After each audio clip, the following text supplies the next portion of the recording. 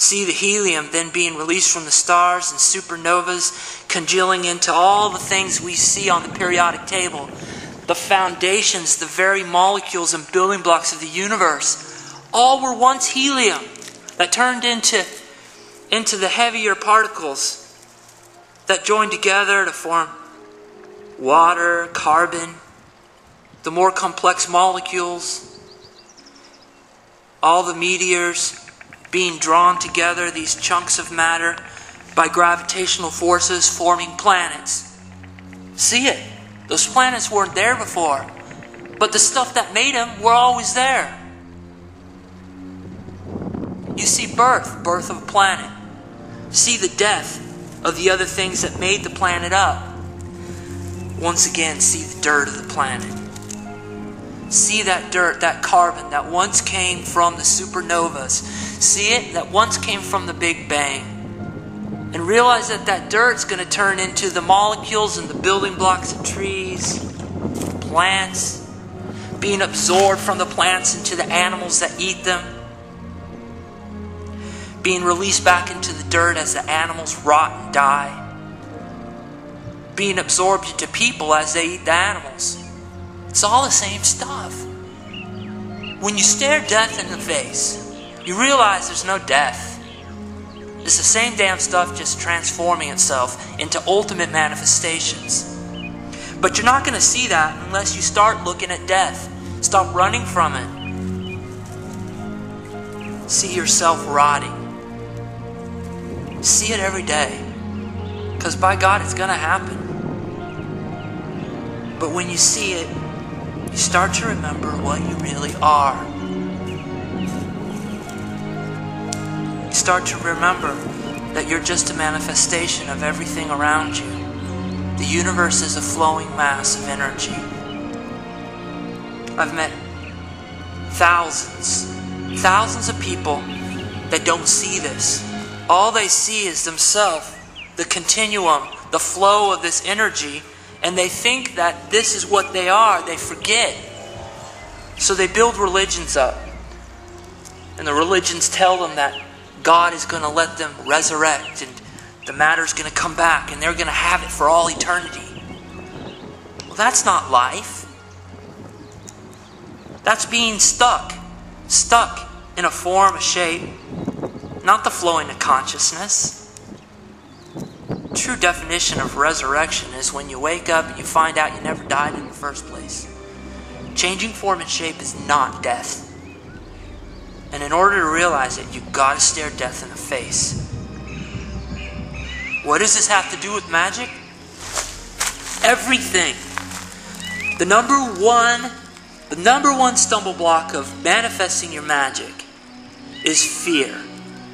And if you look at all fear, everything that you're afraid of around you is just a reflection of one ultimate fear that you've been avoiding, and that's death.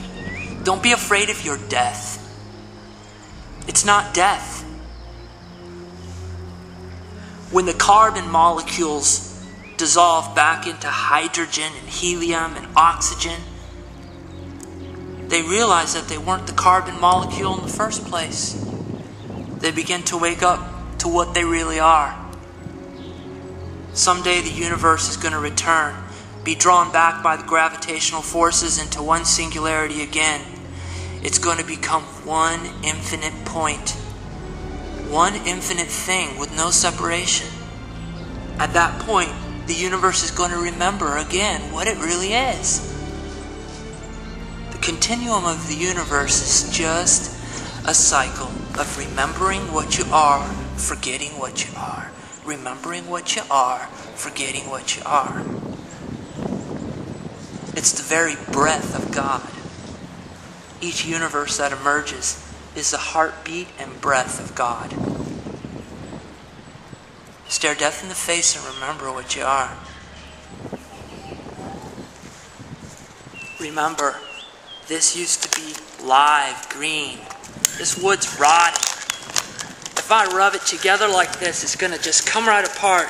And if I come back in another 2 weeks, I'm just going to find one thing, dirt. Just change shape. Did it really die? No. But yet you call this death. I call it birth. I call it transformation. I call it a returning to an understanding of what you really are.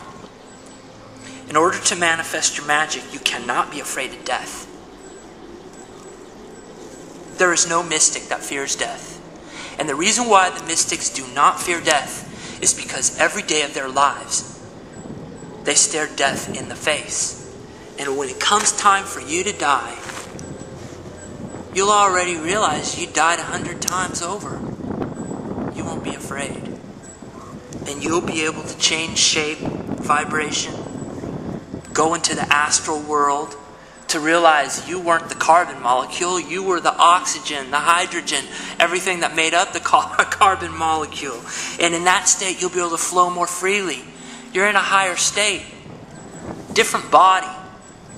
Same damn thing. But when you're in that state, you still might forget. You see, the oxygen molecules forget. At one time, those oxygen molecules, at one time they were helium. Before that, they were hydrogen. Before they were hydrogen, they were just pure energy from the Big Bang. When you find yourself in the astral world, which you will someday, don't become attached to your astral body. Remember that you were attached to your physical body, you lost it, and yet you became something greater, something much freer. Remember that when you're in the astral state, because you don't want to become attached to that body either. A lot of people stay in the astral world after they leave the physical world because they're attached to that world just as they were to the physical. There are other planes of manifestation, infinite planes of manifestation above the astral. See your astral body separating into pure energy. See it going free and dissolving away, yet you're still aware of having a self. Except that self now is freer and encompasses much more. You find yourself in the mental plane, the plane of pure thought. And that's a nice state to be in. Except for, it's even possible to get attached to that plane and think that's what you are. There are uncountable beings within the space-time continuum that are stuck in the physical plane, stuck in the astral plane, stuck in the mental plane, until they wake up and realize there's something higher. When you wake up from the mental plane, you'll find out that there's a primal source even above that. It's above thought. It's a unified essence. Some people, like yogis, experience that essence during yoga. They call it samadhi. It's a state of realizing the oneness you have with the universe.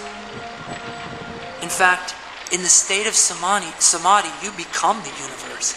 You're aware of every little thing within the universe, every plane, because you've merged yourself up into the highest state of consciousness within the universe. And there are many, many beings who are aware and in the state of samadhi. They live there. They live in that awareness of oneness. Yet, they're also attached to it. And they never find out until they relinquish that attachment what lies beyond the universe. The Buddhists say what lies beyond the universe is a nothingness. But that's a good thing. Because remember, within the nothing comes everything. The nothingness is what you are. And that also means what you are is everything. There are states of consciousness beyond the continuum of the universe. Do they exist within some kind of a space, within some kind of a time? No, they don't.